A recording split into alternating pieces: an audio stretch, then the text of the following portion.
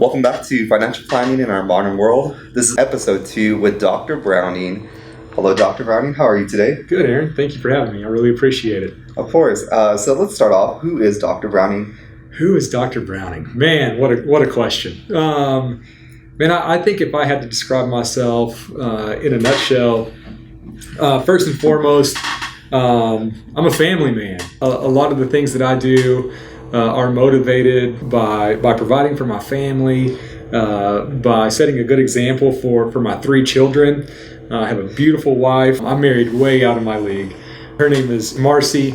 I've got 3 children. I've got a 10-year-old son, Grant, an 8-year-old daughter, Libby, and an 18-month-old son, Isaiah. And so, when I think about really what brings me joy, what gets me excited about coming to work every day is just that group back at home that I love so much and means so much to me.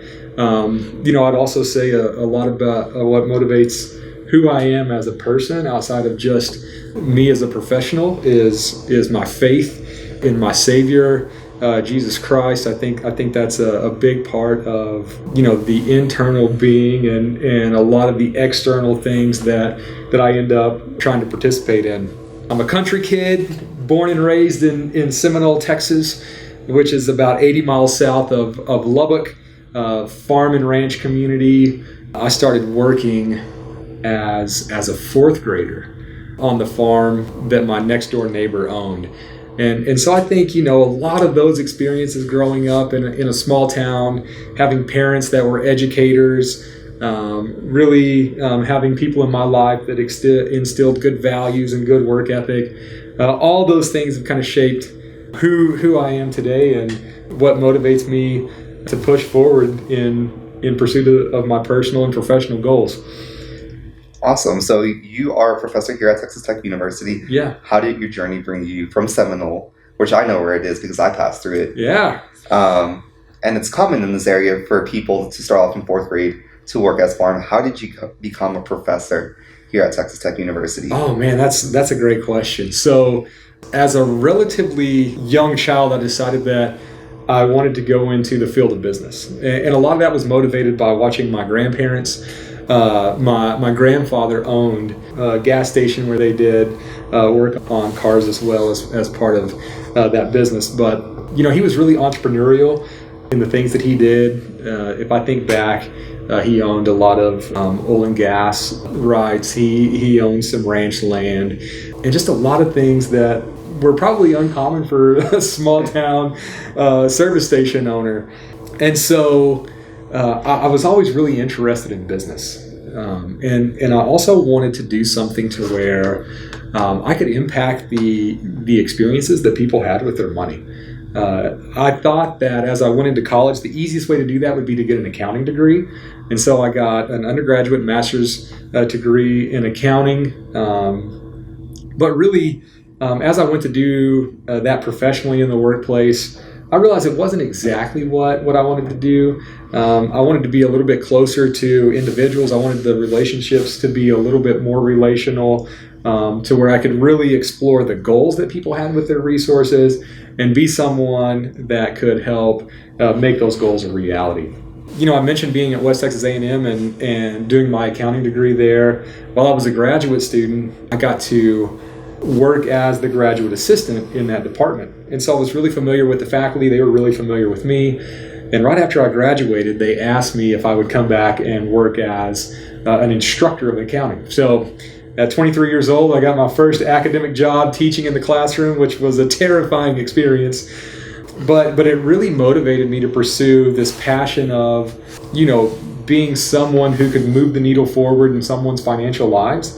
And it shifted that from sitting across the table with clients to training people that could do that in a meaningful way. And so I decided to pursue my Ph.D. Got my Ph.D. here at Texas Tech. Welcome. Yeah, guns up, baby.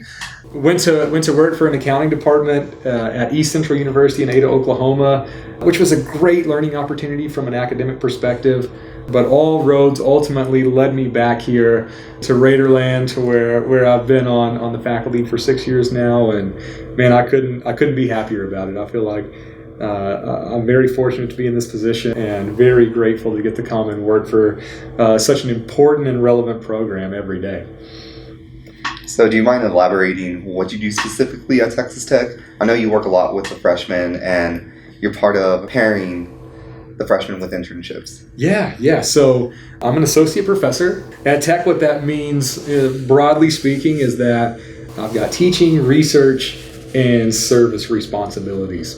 And I like to think that I take a lot of pride in all those areas and try to contribute to the mission and objectives of the department to the best of my ability in each one of those things. But if you really break it down specifically, especially in the areas of service, I work a lot with our undergraduate students in professional development. Really, how do you transition from this academic program into a successful start to your career in financial planning? And that means that I work a lot with employers. I get to have close ties with the industry at the institutional level. And it's really just an exciting time to be in financial planning. And one of my favorite parts of my job, really getting to see how academics and the profession intersect with one another, especially with regards to how we develop and train students to put them out into the workforce successfully. Very nice. Yeah. So as you work with these employers, you get to see a lot in depth. Yeah.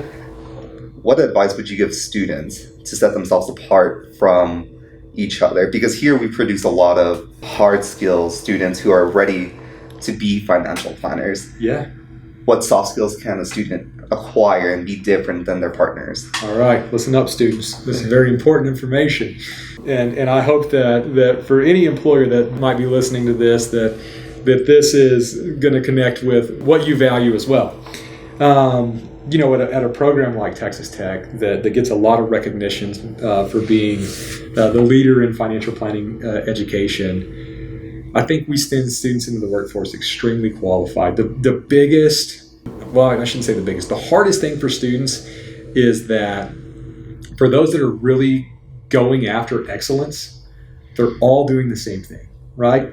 And so we've got student organizations here on campus. We have volunteer opportunities that we promote. We have industry connection opportunities through conferences. And so a lot of times we'll have students that are part of Red to Black, part of PFPA, are part of a Toastmasters chapter, have volunteered with the Volunteer Income Tax Assistance Program, have gone to the FPA conference, have done all these things, and we end up with 45 resumes where students have done things to go above and beyond that look exactly the same. Right? And so really, and this is a good problem to have, and I'm really fortunate that this is the case, really attempts to be extraordinary end up looking average. Which is the problem I'm starting to see. Yeah. So what I would encourage students to do is to be a little bit more creative, right? How do I go out and build a network with employers? Can I talk about shadowing experiences? Yes. How can I quantify the things that I'm learning in those experiences, whether it be shadowing or internship or mentoring or anything like that, into something that is directly relatable to what employers value? So, worked on 15 client plans, executed X number of account setups for new clients, reviewed 100 estate documents for whatever those things may be, so that an employer can really see the value that you're extracting from those experiences. I think that's just a way to take something that you're already doing and communicating it better. On the flip side, I'd also say, man, the more students can read, the better off you're going to be. There are some people in this industry that write really valuable blog posts, right? There are people that are posting really valuable information through an outlet like podcasts. And so, connecting with those people and finding your passion for the industry by being more well-versed on what's going on in the here and now, and being able to communicate that with another individual really shows your passion and commitment to the industry at a higher level. I really encourage students to be proactive with regards to financial planning technology. One of the things that employers inherently believe about the next generation of people coming into this workforce is that you are significantly better with technology than they are. right? And so we don't want to miss that opportunity to meet their expectations. And in some cases, that's going to require students to be more proactive. So how can I get a certification in Excel, even if it's not offered through a course that I'm taking? How can I go out and find training programs in some of the most widely used financial planning software? It might require you to go to a weekend seminar in Dallas, or it might require you to do something that's above and beyond. And while it might cost you a little bit of time and a little bit of money, those things demonstrate to an employer that they've got a self-starter on their hands, that they've got someone that's willing to come in and do whatever it takes to be successful. And at the end of that day, the way that looks is this is somebody that can move my firm forward and make my life a little bit easier. And if you can communicate that well, I think that you can really set yourself apart as a student going into the profession. So I want to touch back on the shadowship and an internship, and there's very fine lines that separate the two. Yeah.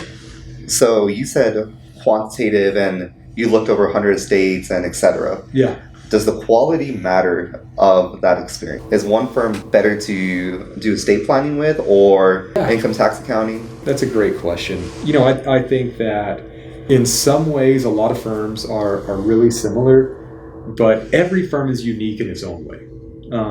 And so, if you're really looking for a certain type of experience because you're passionate about a certain market niche, then I highly encourage you to go above and beyond in your research to identify firms that are going to offer those types of opportunities for you to develop your skills and add value to what they're doing. But when I think about internships and shadowships, first and foremost, as students, I think it's so important to recognize that the employer is investing in you, and that your number one goal should be to go in and do whatever you can so that the employer experiences a positive return on their investment, right? Whether that be making a hiring decision easier in the future because they better understand the skills of the candidates that are coming out of educational programs, or whether it be through the actual production of work that leads to a positive return on the revenue that they receive from their clients, making them more profitable. So I think that's what we got to understand first and foremost. Beyond that, I think when you're looking at shadowing opportunities or internships, you really need to be looking at these things through the lens of what offers the best educational opportunity for me. Because anytime we're doing something related to this type of application-based experiential learning, we have to recognize that this is just part of the overall curriculum, right? This is part of developing the knowledge and skills that's going to help me be a productive contributor after I've completed the degree. And so when I'm looking at internships from a quality perspective, I'm not looking at them from the perspective of, who has the nicest office, or who has the best reputation, or who does the highest level planning, whether it be comprehensive or in a specific area. I'm looking at it from the perspective of, if I go into this experience, do I have a real opportunity to walk out of this knowing a lot more about financial planning in one area or another than I did before I started this experience? Even if it's not necessarily directly related to what you think you want to do when you're finished, right? Because I think having a broader, more comprehensive view of the industry as a whole is going to help you maybe identify new opportunities for professional goal attainment, or help you narrow your search to something more specific to what your interest and goals are. And so if you can approach those things from that perspective and say, where's my best learning opportunity, regardless of whether this is what I want to do for the rest of my life or not, I think that you found yourself a really valuable, high-quality internship or shadowship experience. Very nice. Yeah. So you talk about these workers and the quality and the quantity. That leads into mentorship. Yeah. How valuable is mentorship? I know here you try to pair the undergrads, and we have an application process to go with CFP mentors. On the CFP board, there's also a mentorship program that a lot of people overlook, I feel. Yeah. Yeah, so I think mentorship is huge, and the first thing that you gotta understand from a student perspective in a mentoring relationship is that if a professional signs up to be a mentor, they're basically expressing their passion for giving back to the next generation of talent. And so you can pretty well be guaranteed that when you go into a program like this, you're going to be partnering with someone that cares about your success and that also cares about the direction that the profession is going to be moving in the future.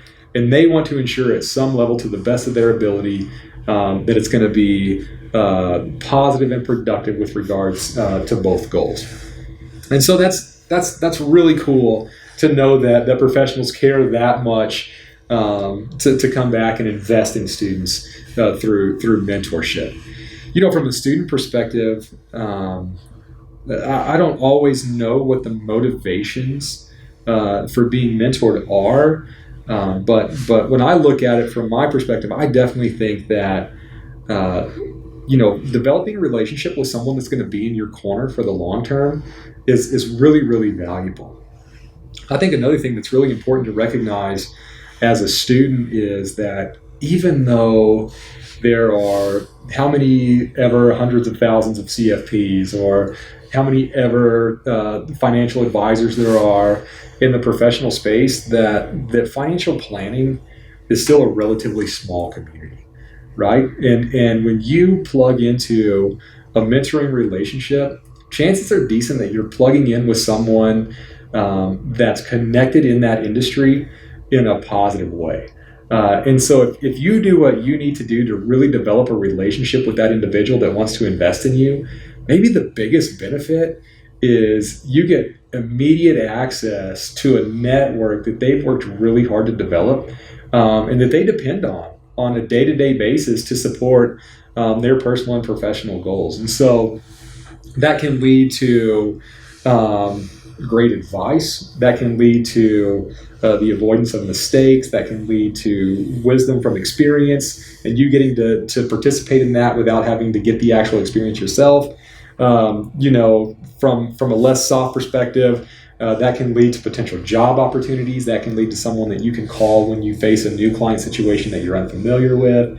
The limits to the value of mentorship are really hard to quantify, but students have the opportunity. I think that it's definitely a valuable venture for someone that really wants to enter the profession one step ahead of their peers.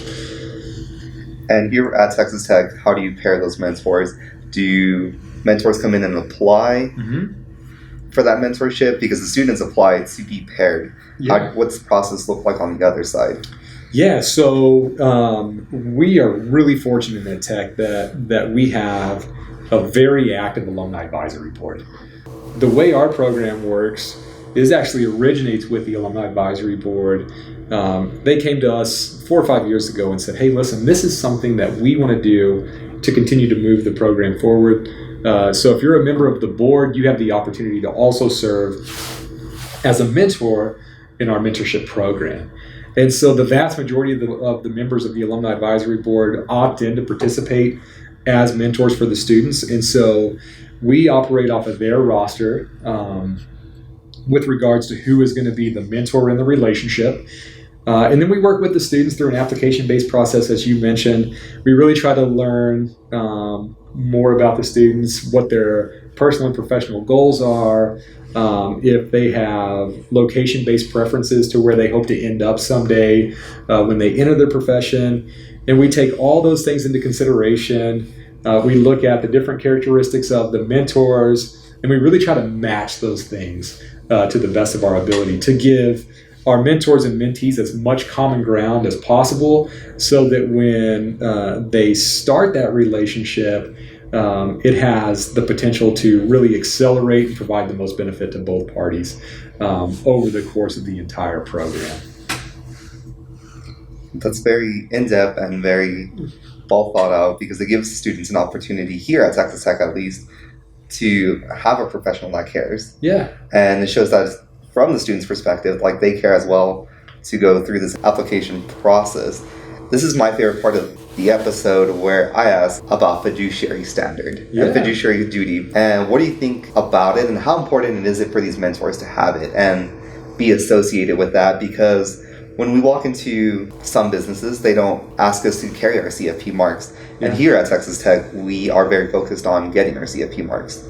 Yeah. So, I'll be bold in my answer if that's okay. That's fine. And certainly not with the intention to offend in any way, form, or fashion, but just to take a stance on the issue. I think that when you think about the fiduciary, let me first of all just talk a little bit about the way we consider fiduciary in an academic program and the way that it's taught inside of our program. And we believe this to be very consistent with the concept from the perspective of the CFP board as well. So, we think of the fiduciary standard as a principles-based standard, right? And we value it as a principle-based standard because it elevates what is required of someone participating in this profession above a rules-based standard. Right, so the way I always talk about this in my class to make it relevant is we can go into the Bible to gain some wisdom from this, right? And again, this is just a way to exemplify what I think the fiduciary standard is all about, and why I think that all advisors in the space should want to operate under this standard for the benefit of their clients. And so, if you go in there are teachers of the law that come to Jesus. These are biblical experts, if you will, the people that possess the highest level of knowledge about the law and how people should behave and the culture at the time, and they really don't know about this Jesus character, and they're trying to trap him. I think we see a lot of this in our industry today. We really don't know about what this fiduciary thing means, and so we're trying to put labels on it and trap it to mean something that it doesn't. We're trying to quantify what it is, and so they come to him and say, hey, listen, what is the most important of all laws? Because people at this time really believe that all laws are created equal, and to say that one is more important than the other would be a violation of everything. And so they're trying to trap him, to imprison him, and all this kind of fun stuff like that. And so he basically comes in and says, hey, listen, I'll tell you what the most important of all laws are. It's love the Lord your God with all your heart, soul, and mind, and love your neighbor as yourself. Right? And so what he's really saying is if you elevate this principles-based standard above a rules-based standard, then it elevates how you're supposed to live under the rules, right? Because if you're really pursuing these two things that I just mentioned, then everything else falls into place under that umbrella. And so what the CFP board gives us in a fiduciary standard is basically put your interest or put your client's interest ahead of your own and act in the best interest of your clients, right? And so I took a rule and I elevated it to the next level by applying a principle that captures everything. And so if we're thinking about this from the perspective of financial advice, I think that we can view our clients differently and say, hey, listen, these are people that have come to us to experience a higher quality of life. And probably the most valuable thing that I can do in this trust relationship is to put my interest aside, elevate myself to a higher standard so that I can provide the best service that I possibly can to this client. So, I think if we think about it from that perspective, I think it makes some of the compliance issues that seem like a headache, some of the, in this circumstance, I need to be a fiduciary, and maybe in this circumstance, this is it, or, there's no difference between fiduciary and suitability or whatever. Forget about all that minutia, right? And come back in and say, hey, listen, am I elevating myself to the highest level of standard of care when I'm working with my clients? And if so, I can feel really confident that my clients are getting the best experience that they possibly can. My clients can feel really confident that if they come to me or any other financial advisor in the entire space, that we're in agreement as an industry on the whole that we're going to put your interest ahead of our own and act in your best interest. That'll elevate demand in the marketplace. And we can all go home at night feeling super satisfied and gratified by the work that we've done that day for the people that we're serving. So that's kind of my take. I'm gonna keep going because you've given me a space to do that. I think maybe from a more regulatory perspective, we operate in an industry where, unfortunately, and this is just the truth of the industry, where there are relatively low barriers to entry to calling yourself a financial advisor. And so it creates a marketplace to where there's a lot of variation in quality between people providing financial advice. And I think if you implement something like a fiduciary standard where you're required to have the competence, diligence, and all the other ethical standards that support this fiduciary principle, it makes it much harder for low quality service providers to exist in that marketplace because it's very, very costly to those individuals. And so it ends up elevating the quality of the industry as a whole, which again, the byproduct of that is increased trust from the consumer. That increased trust leads to increased demand for financial planning advice, and it supports the development and growth of this profession into what a lot of people would say is a true profession with scientific-based best standards, to where we can verify quality of participants and quality of service that those participants are providing to their clients. Very nice. Is there anything more that you'd like to add? This is why I opened the door for the fiduciary standard. Yeah, you're hoping that I say no to that. I feel certain, and I'm sure the audience is in agreement with that. But no, I don't think there's anything else to really add to that conversation. I will say this: I love working with students because consistently, when I ask, "Why are you here?" Right? Why did you choose this major? Almost across the board, the number one reason for being here is because you have a genuine concern for the well-being of others, right? And what I mean by that is my most common answer is because I want to help people. I want to help people reach their financial goals. And it's always inspiring to me when students come in and follow that up with whatever their personal story is that's motivated them to want to help people, right?